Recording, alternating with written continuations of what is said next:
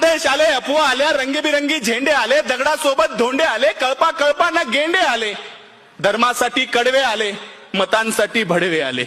दंगल पेटली, घर पेटले, हलक्या मेंदूचे पेटून उठले, गाड्या तुटल्या, काचा फुटल्या, यात माणसांचं मरण झालं, ब्रेकिंग न्यूजला कारण झालं, पत्रकार घटनेच्या खोलात गेले, घटनास्थळीचे जेलात गेले.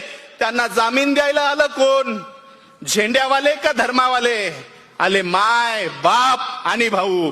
चल दंगल समजून घेऊ, खरं खोटं तपासून पाहू. की हे जे काल झालं, हे जे काल झालं त्यात फक्त गरीबाचं हाल झालं.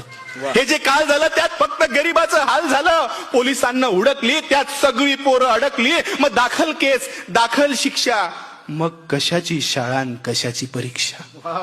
मग पोलीस स्टेशनात गाड्या आला, दंगल पेटवणारा भाड्या आला, त्यांची आपापसात मीटिंग झाली, आतल्या आत सेटिंग झाली, पैशानं कोंडी फुटली, पुढाऱ्यांची पोरं सुटली. असं सगळं घडतं दंगलीच्या भोवताल, असं सगळं घडतं दंगलीच्या भोवताल. पेटवणाऱ्याची सुटतात, बाकी भाकरीसाठी मवताल.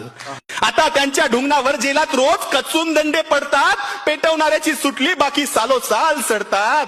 असं सगळं दंगलीमध्ये होत असतं भाऊ. चल दंगल समजून घेऊ, खरं खोटं तपासून पाहू.